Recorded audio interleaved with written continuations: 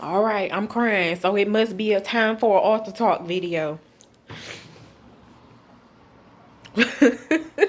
You know what I'm saying? Like, I lit my grandmother's altar, right, and it's here, and I'm sitting here, and I'm just doing some things around the house I need to do. And while I was doing those things around the house, I'm about to sit in front of her altar.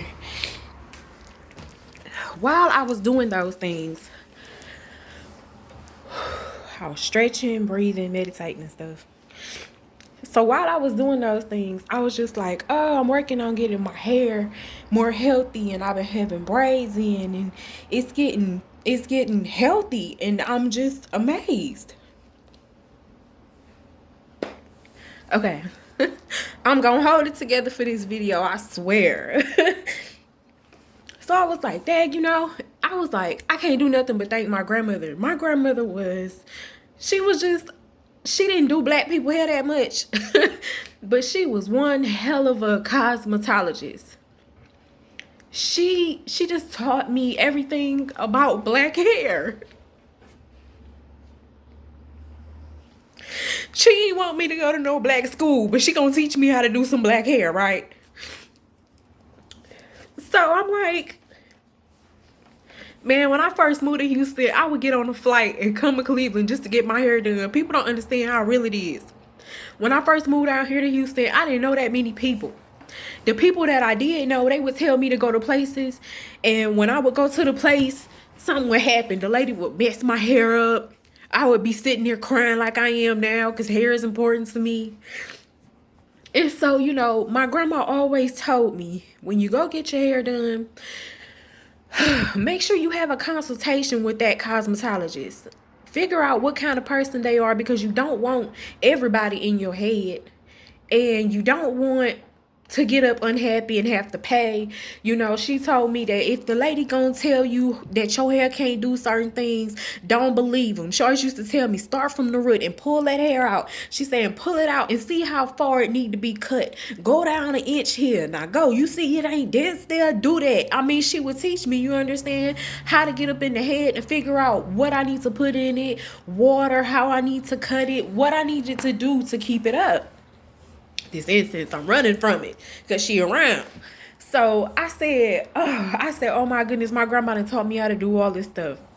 I got accustomed to getting my hair done at certain shops in Cleveland, East Cleveland, and Cleveland. And my grandma she taught me. And I remember one time when I was leaving to move down here, almost 14 years ago, I went to a shop that my mom would go to, and the lady was accustomed to doing old school styles like finger rolls and stuff like that. And my mama was still rocking finger waves, my bad.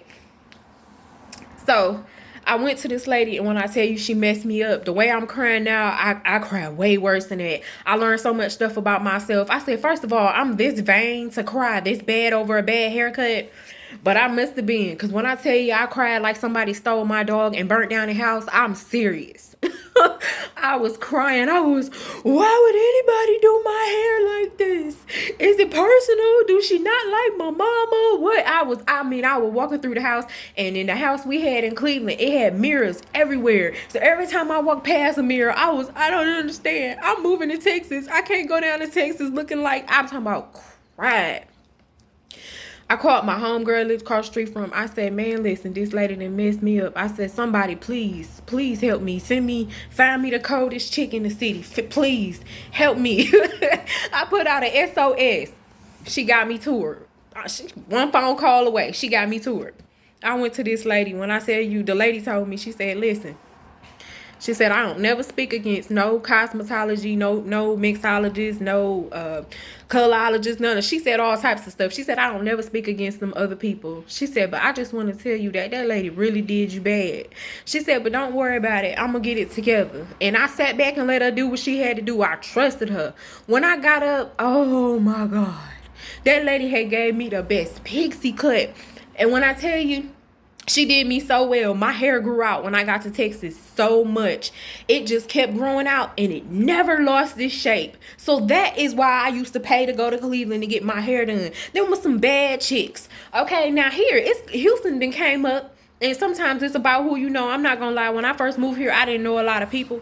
So, you know, the places that some people was telling me to go to was not good at all. And then you also have to understand that I'm from Cleveland, Ohio. This a whole different standard. This a whole different standard. We all moving globally now, kind of on the same wavelength. But before, when I came down here and moved, I would tell people I wanted a silk press and they would not know what the hell I was talking about.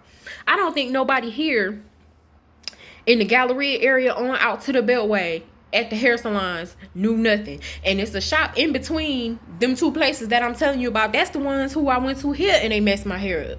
So in 2011, I decided to go natural. So that's my story of my hair. But back to my grandmother. She taught me all that. She taught me how to honor them type of people, get up and tip. Because she did that. My grandmother was a strong woman. She got up every day before the sun came up.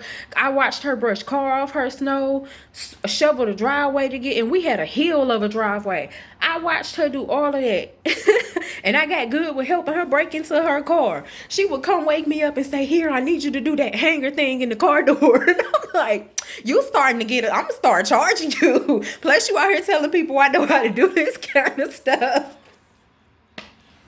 So I used to help my grandma and she used to help me. But I thought about that. I wouldn't know a damn thing about what's going on with my hair right now, how it needs sun and water and everything. I done had my hair kept in protective styles just to get it to this state, back to this state, eating well, drinking water, like all of that. And I wouldn't know. I would not know. So I had to honor the queen of the shears, because she kept a pair of shears with her. And don't try, because she'll use them on you. Sure would. So that's my salute to my grandma, man. She taught me how to travel, all kind of stuff. You know what I'm saying? Just all around good woman. Didn't get along with everybody.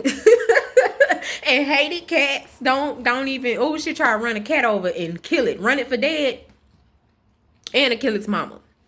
She hated cats. But I swear I think that's one of the reasons why I still won't get a cat. Because she always told me, like, if I ever come to visit you or whatever and you got a cat, she said I will not stay there. I got to stay in a hotel. And I knew she felt like that. So that's why I would never get a cat. And we were surprised when my mom had got one. The cat didn't like me. He was scratching me in my sleep and stuff. No. So, salute to my grandma. But I started crying. This is it. I'm going to tell y'all why I started crying. And I'm not going to start back because I'm good now. I cried once. But after I started thinking about how she taught me about hair and everything, and I said, it's a damn shame you don't have no headstone, Grandma. I want to buy my grandmother a headstone. I bought my mom a headstone. I bought it. I designed it. I picked out the photos. I did all of that, okay? So I know what I'm doing in that little area now, And so that's just how it is in the family. When people know that you know how to do stuff in the family, don't they always make you do it? So my uncles, my grandmother has 3 sons. They all living good. You know what I'm saying? Living and good. So I'm like, why won't they get her a headstone? And this is the difference between previous generations and current generation. Because the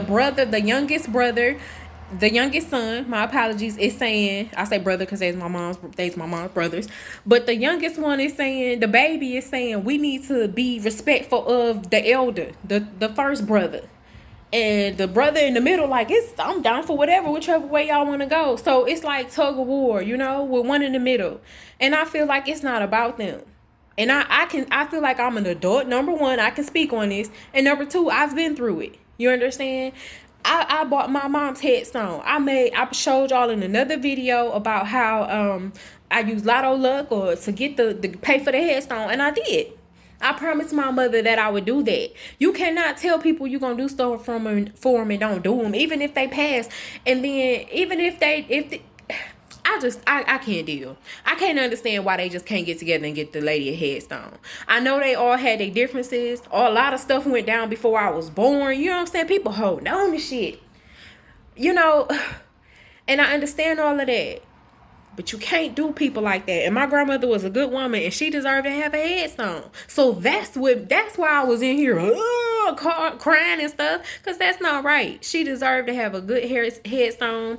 And I already got a design in my head for it. But I said it's not my place, you know. And if I buy it and put it up there, and the oldest one have somebody break it with a hammer or do something to it, because he'll do something like that, it ain't gonna end well. So I just left it alone, and I said, you know, I shouldn't buy the headstone because that's not my parent. That was just my grandparent. So I'm gonna let, you know, her children handle it. But they're turning out not to be mature in this nature, and nobody's purchased it for her. And then she's transitioned 5 years ago. That's a long time. I told my mother I will not let another, because my mom passed around Mother's Day. I will not let another, that was her Mother's Day gift. I moved her down here. I will not let another Mother's Day pass by. One Mother's Day had passed by. I said I will not let another one pass by before I have you a headstone. That is ridiculous. I went to the cemetery and I could not find her. I was like a kid in the store, lost. I was, Mom, where's my mama? I know we put her by a tree. Place full of trees. But I knew if you drove so far back, and then that's why I determined to put my mom where she was, because my grandma on the other side. So I know I can neighbor by and say peace. You understand? So I knew I put it there, but it was the fact that I couldn't find her. Absolutely not. We getting you a headstone. This is wrong. My grandmother's mother don't have a headstone. My grandmother's mother's twin sister don't have a headstone. Why? Why are people passing and we not buying them headstones? Now, I will say this. They had insurance. My great-grandmother brought off her insurance and they ran out of money. Okay? So, I still think, even in that instance, you know, it's just, you got to work out a payment plan, do something with people, but give them their just due. You know, even if you don't plan on going to visit, don't put no flowers on the grave, no, never. Get them a headstone. So, I'm all cried out. I'm okay. Y'all know I will cry and bounce back. So I appreciate y'all. That's what I had to say. This is Auto Talk. I don't know which number I'm on. I think I'm Auto Talk 21. This is 21 probably. Because I think I did 2020 last time. And I was like, hey, 2020 in the 2020s. So I think this is 21. So that's it. Peace and blessings to you all. Commune with your loved ones. Keep that altar clean. Fresh water. Plant. Incense. Candle. White candle. I keep a piece of selenite on here. I got a skull. I have my clear quartz on here and my rose quartz. And I don't know, when I want to turn up the conversation a little bit more, I put some like some fluoride on there, you know, for communication, to open up that doorway. It's capable without it, but I like that fluoride when it's, you know, serious situations though. Those are a few of my little basic things, you know. And I think I got a piece of sage on there too. So no, I don't. All right. So that's it, you guys. Thanks for listening.